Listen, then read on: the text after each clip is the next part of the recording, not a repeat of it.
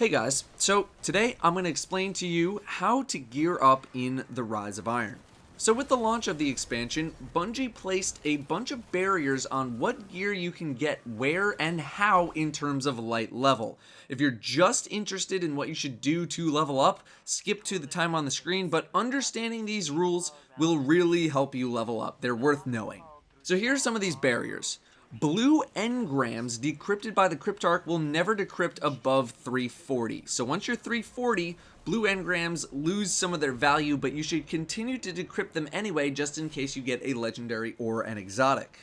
Legendary engrams decrypted by the cryptarch will never decrypt above 365. This goes for blue engrams that decrypt into legendaries as well. Those will not be above 365. So as you approach 365, the less in value these have, but once again, you should still decrypt them in case you get an exotic. Exotics decrypted in this way can be higher than 365. They can be up to 385. However, once you hit 350 light, the leveling progression slows down until 365 with regards to legendary engrams. Finally, exotic engrams decrypted by the cryptarch will decrypt up to 385. And, well, I mean, you should always decrypt an exotic engram anyway. Next, Heroic Strikes. The Heroic Strike playlist is going to be your best friend while leveling. The playlist itself is 350 light level difficulty, but as long as you're close to that, you should be fine. Now, blues that drop from bosses from Heroic Strikes can drop up to light level 365. These are blues that are already items when you pick them up and do not require decryption. There are a couple of normal mode strikes that are also dropping 365 gear as of the making of this video, but most people consider that to be a bug since normals are only supposed to drop up to 340 light. Now there's a new thing with strikes called skeleton keys. Skeleton keys are the way to get strike specific loot now. They drop with about the same drop rate as strike specific gear did in the Taken King on all difficulty modes, and the drop rate scales with the Vanguard Strike Streak buff as well. You can get keys in normal, but they'll be much rarer compared to heroic. I'm also not 100% sure if the drop rate on Nightfall is much higher than it is on heroic, like strike specific loot was in the Taken King. You should expect to get a key once every 5 to 7 strikes, but it's definitely possible to go longer without seeing one. At the end of every strike spawns a chest that requires one of these skeleton keys to open.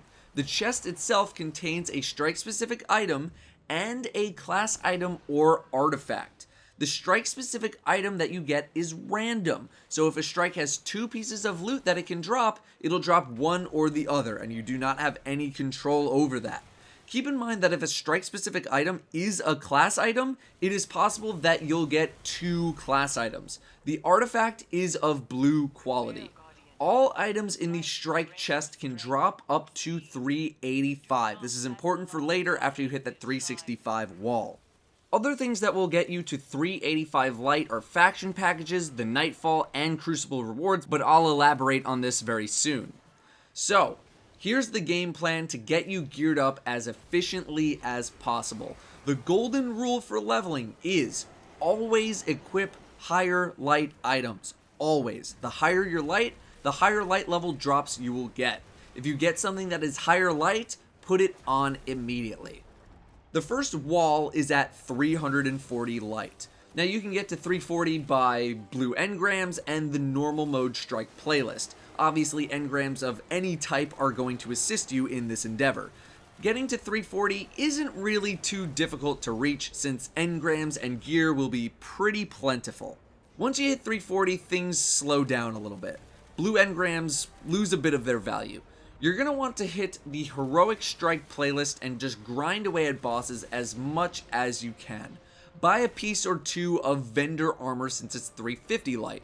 There's also the Omnigul farming method, but considering I think there's a chance Bungie nerfs that Omnigul method at any moment, I'm not going to include it in this video, but if you really want to know, just search for Omnigul farming on YouTube or in Google, and I'm sure you will find it somewhere. Either way, Heroic Strikes will be your friend for a while, along with legendary engrams, faction packages, and the Crucible.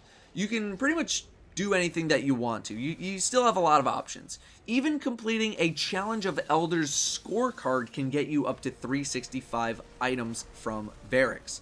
Archon's Forge works, but it's not nearly as efficient as Strike's. It's too unreliable to try to farm Archon's Forge as of the making of this video. So now you're starting to approach light level 365, maybe you just hit 365. This is where your grind slows down a bit, again. The only way to guarantee yourself higher level items higher than 365 is from the following. Strike hordes using skeleton keys, the Nightfall and its rewards, Crucible legendary rewards, exotic engrams, legendary engrams that turn into exotics, which is pretty rare, faction packages, and obviously the raid, and probably Trials of Osiris as well. Those are the things that will get you above 365. The biggest tip I have for breaking out of the 365 wall is to save your exotic engrams until you hit at least 365. I realize this info is a bit late, but if you still have exotic engrams, save them until you're at least 365 light.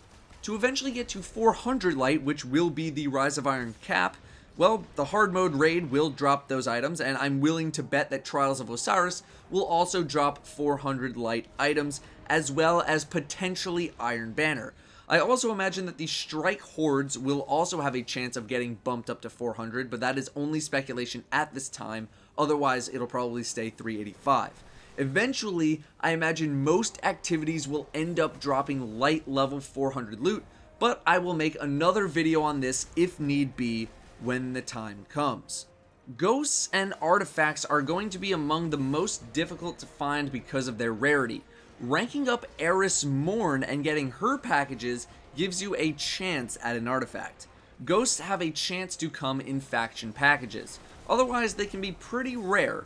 Keep in mind that also Strike Hordes can drop artifacts up to 385 light as well. So that is how gearing up works in Rise of Iron.